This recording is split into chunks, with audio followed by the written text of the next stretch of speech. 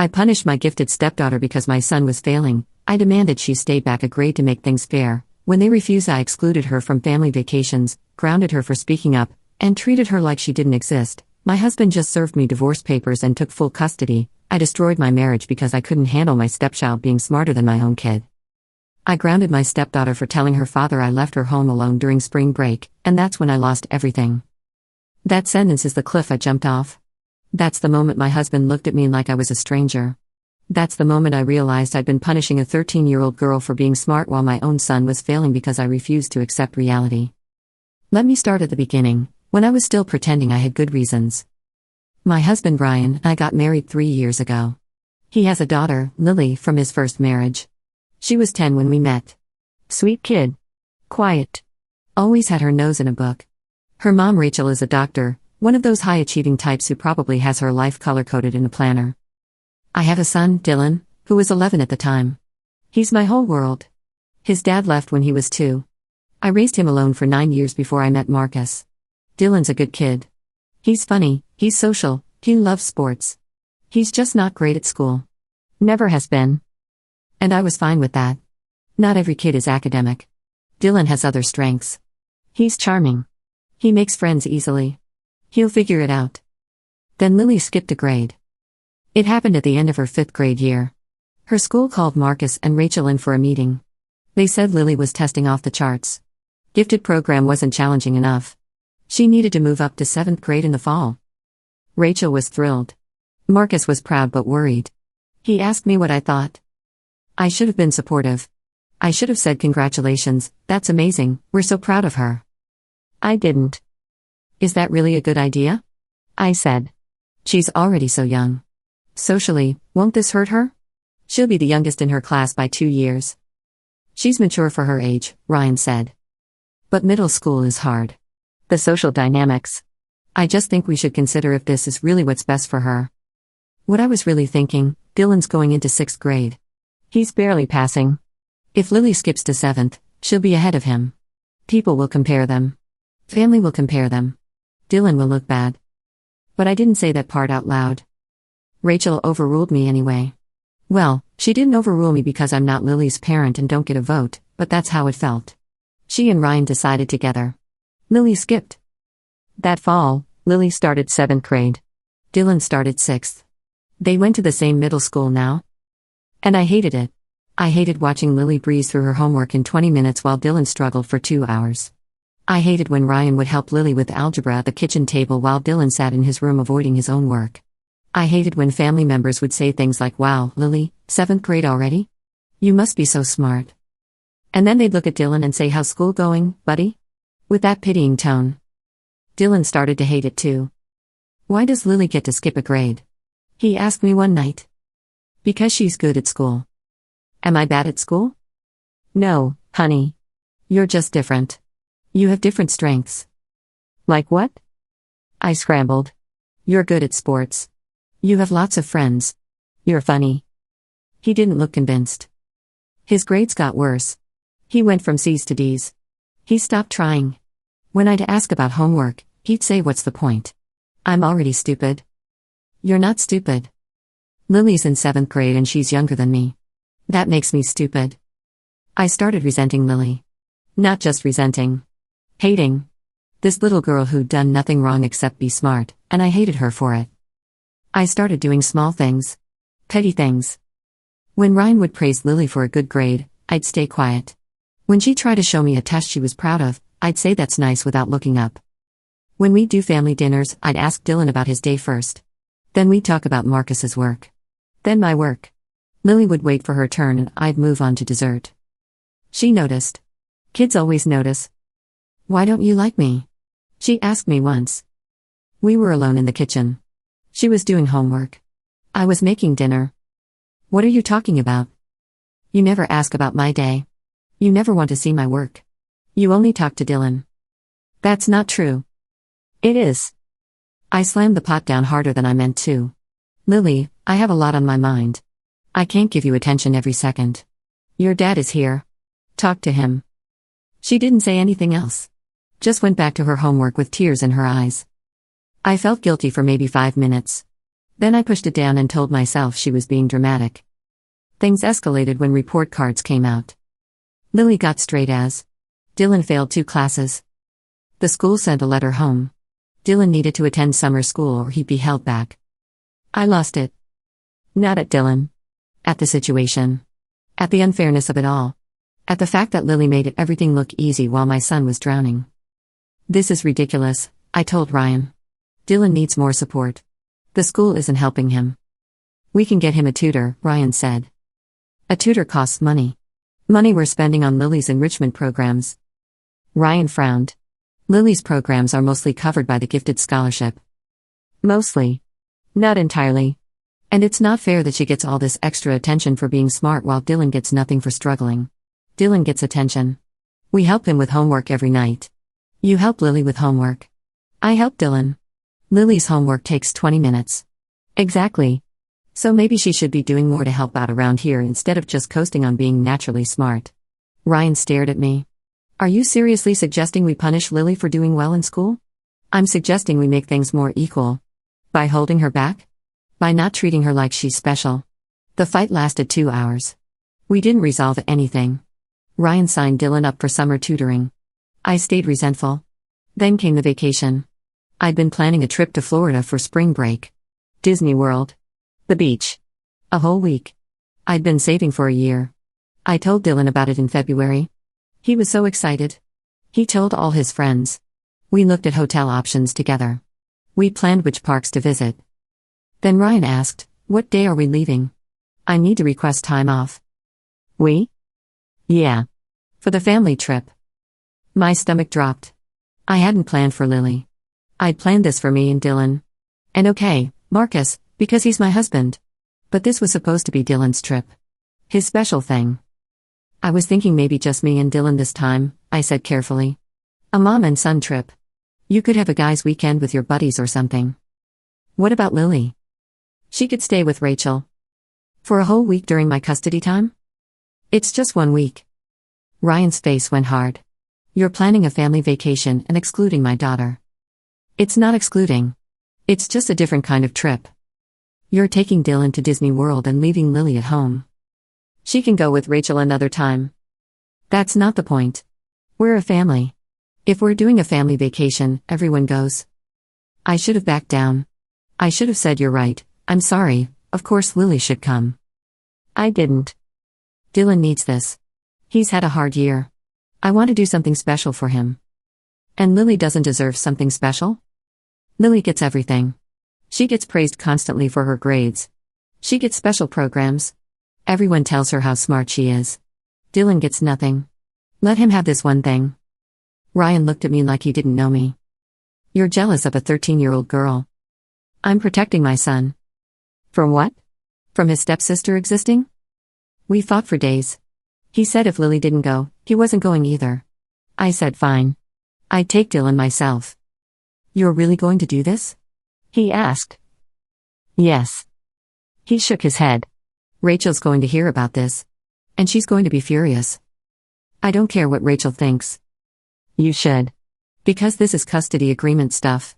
And you're treating Lily like she's not part of this family. I didn't care. I was so deep in my resentment, in my need to make Dylan feel special, that I couldn't see what I was doing. Spring break came. I took Dylan to Florida. Just the 2 of us. Ryan stayed home with Lily. Except he didn't. He had to work 3 of those days. Emergency project. He asked if Lily could stay with me and Dylan. I said no. She's 13, I said. She can stay home alone for a few hours. For 3 full days? She's mature, right? Everyone says how mature she is. She's 13. Then call Rachel. Rachel's at a medical conference in Chicago. Then I don't know what to tell you. He stared at me for a long moment. You're really going to leave her alone? She'll be fine. I hung up. I turned off my phone. Dylan and I went to Magic Kingdom. Lily stayed home alone for 3 days. She was scared. She didn't tell Marcus because she didn't want to worry him while he was at work. She rationed the food in the fridge. She barely slept. And then she made the mistake of telling her dad when he got home. Ryan called me. I'd never heard him that angry. You left a 13-year-old alone for 3 days. She was fine. She was terrified. She cried herself to sleep. She thought something was going to happen and no one would find her. She's being dramatic. She's a child. A child you're supposed to be helping parent.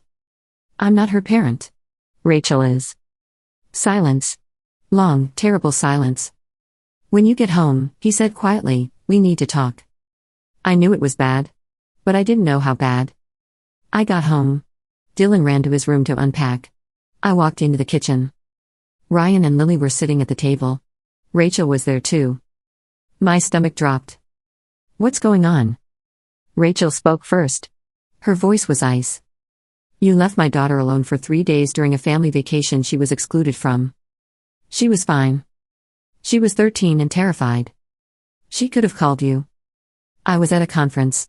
Marcus was working. You were her emergency contact and you turned off your phone. I looked at Marcus. He wouldn't meet my eyes. We're modifying the custody arrangement, Rachel said. Lily will stay with me during your weeks until further notice. You can't do that.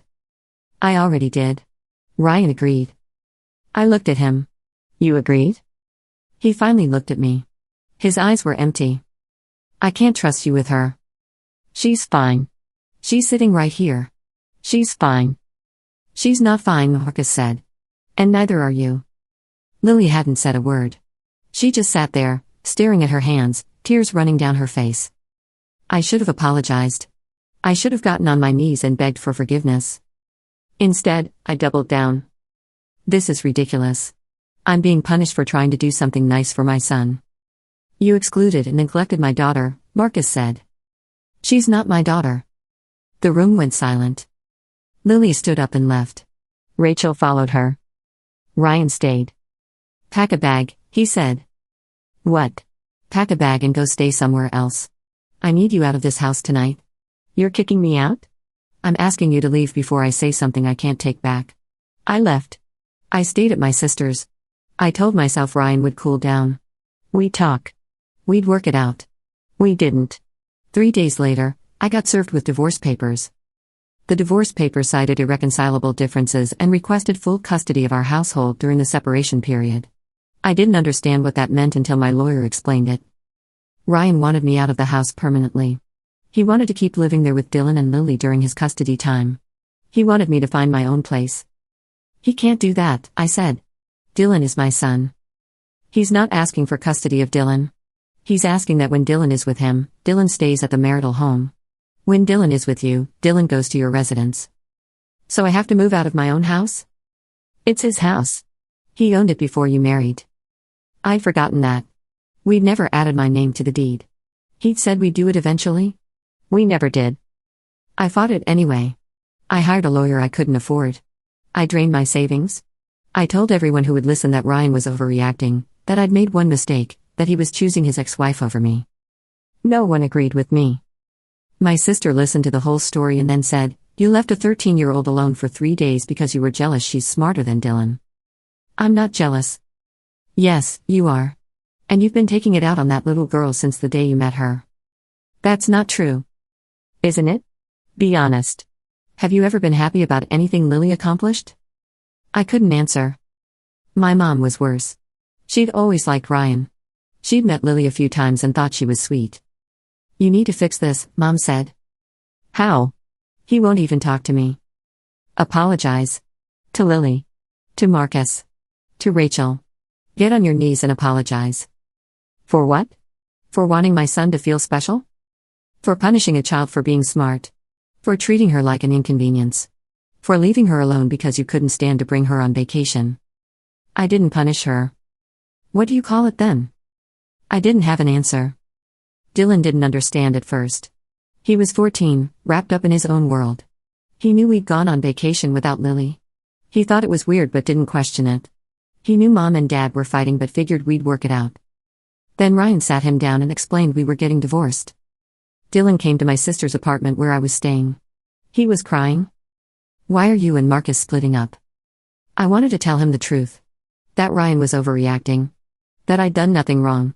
That this was all Lily's fault for being too sensitive. But I looked at my 14-year-old son, tears streaming down his face, and I couldn't do it. We had a disagreement about how to handle some family stuff. About Lily? My heart stopped. What makes you say that? Ryan said you left her home alone when we went to Florida.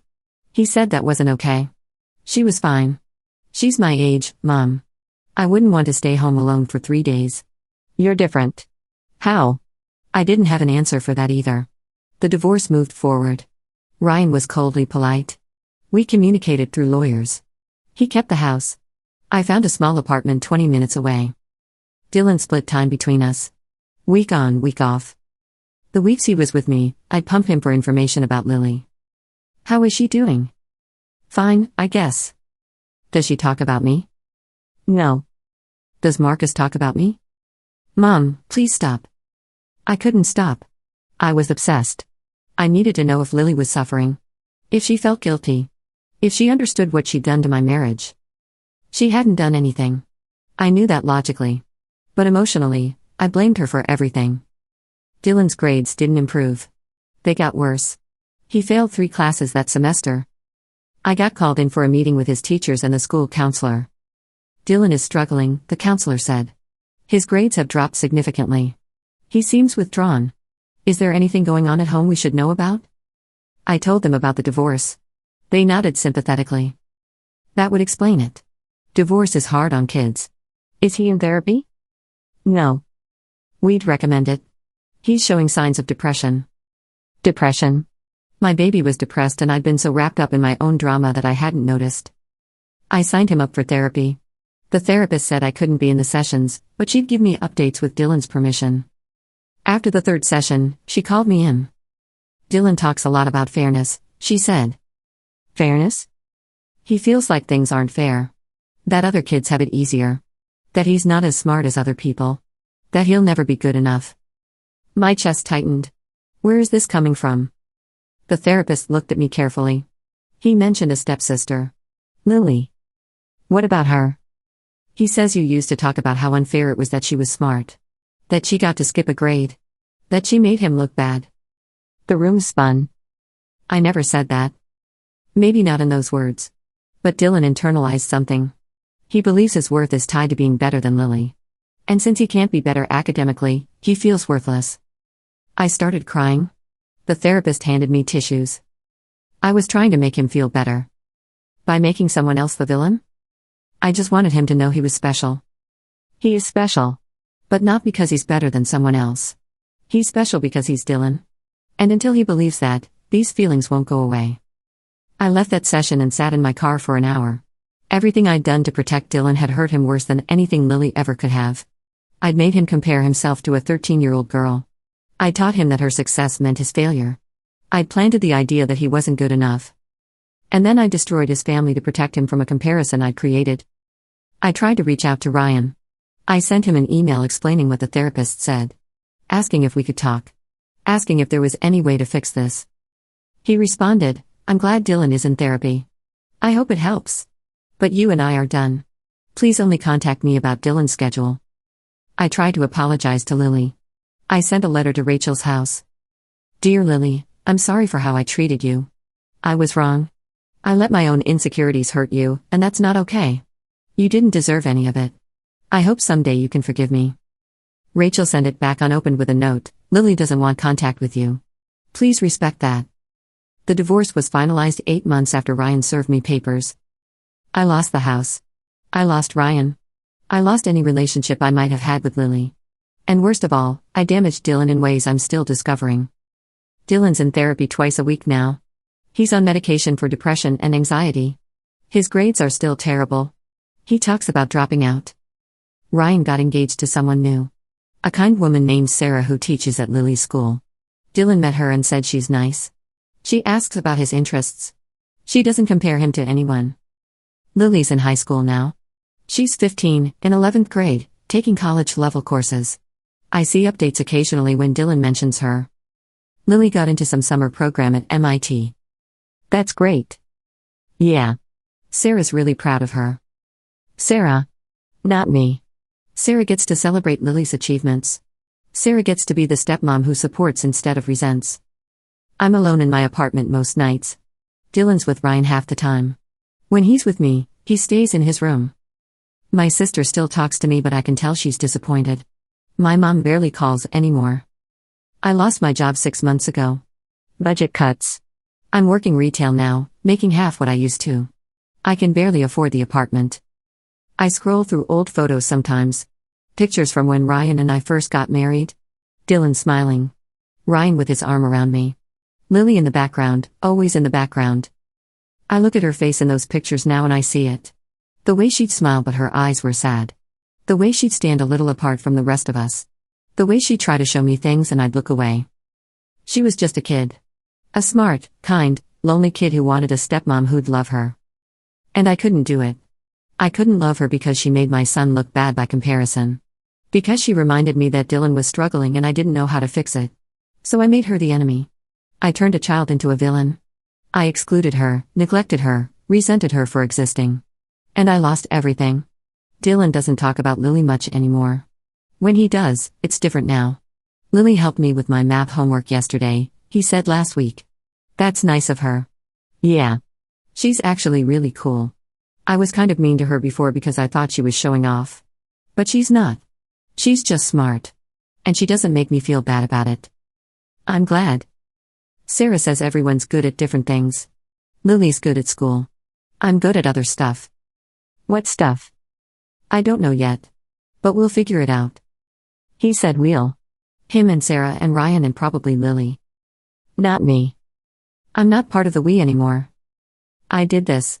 I destroyed my family because I couldn't handle my stepchild being smarter than my own kid. I punished a little girl for being gifted. I taught my son that his worth depended on being better than someone else. And now I'm here. Alone. Working a job I hate. Barely seeing my son. Blocked by my ex-husband. Erased from my stepdaughter's life. Everyone moved on without me. Dylan's getting better. Slowly, but he's getting better. He talks about maybe trying community college. Maybe finding something he's passionate about. Maybe it's okay that he's not academic. Ryan is happy. I can tell from the few times I've seen him at Dylan's school events. He smiles more. He laughs. He looks lighter.